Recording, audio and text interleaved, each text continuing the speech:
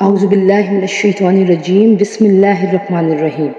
سورہ فاتحہ مکی صورت ہے اور اس میں 7 آیتیں اور 1 رکوع ہے۔ عربی کے قاعدے سے رحمان کے معنی ہیں وہ ذات جس کی رحمت بہت وسیع اور بہت زیادہ وسیع ہو، یعنی اس رحمت کا فائدہ سب کو پہنچتا ہو۔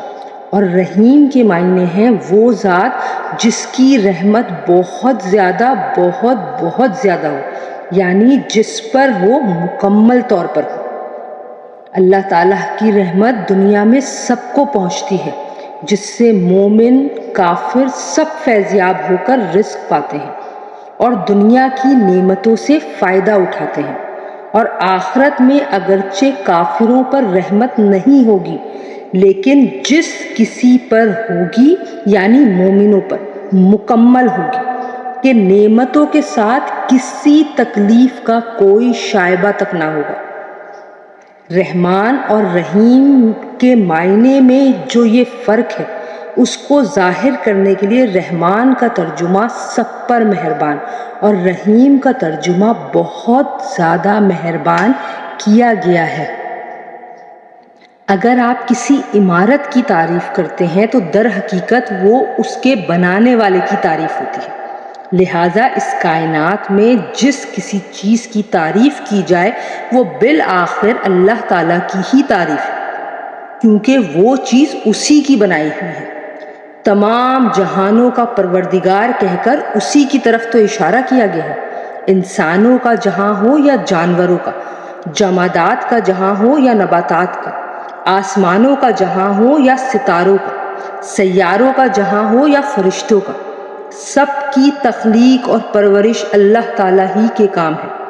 اور ان جہانوں میں جو کوئی چیز قابل تعریف ہے وہ اللہ کی تخلیق اور شان ربوبیت کی وجہ سے ہی ہے۔ روز جزا کا مطلب ہے وہ دن جب تمام بندوں کو ان کے دنیا میں کیے ہوئے اعمال کا بدلہ دیا جائے گا۔ یوں تو روز جزا سے پہلے بھی کائنات کی ہر چیز کا اصلی مالک اللہ تعالیٰ ہے، لیکن یہاں خاص طور پر روز جزا کے مالک ہونے کا ذکر اس لیے کیا گیا ہے کہ دنیا میں اللہ تعالیٰ نے ہی انسانوں کو بہت سی چیزوں کا مالک بنایا ہوا ہے۔ یہ ملکیت اگرچہ ناقص اور عارضی ہے، تاہم ضروری صورت کے لحاظ سے ملکیت ہی ہے، لیکن قیامت کے دن جب جزا اور سزا کا مرحلہ آئے گا تو یہ ناقص اور عارضی ملکیتیں بھی ختم ہو جائیں گی۔ اس وقت ظاہری ملکیت بھی اللہ کے سوا کسی کی نہیں ہوگی۔ یہاں سے بندوں کو اللہ تعالیٰ سے دعا کرنے کا طریقہ بھی سکھایا جا رہا ہے، اور اسی کے ساتھ یہ بالکل واضح کر دیا گیا ہے کہ اللہ تعالیٰ کے سوا کوئی بھی کسی قسم کی عبادت کے لائق ہرگز نہیں ہے۔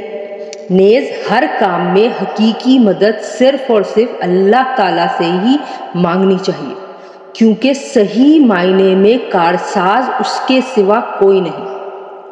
دنیا کے بہت سے کاموں میں بعض اوقات کسی انسان سے جو بھی مدد مانگی جاتی ہے وہ اسے کارساز سمجھ کر نہیں بلکہ ایک ظاہری سبب سمجھ کر مانگی جاتی ہے۔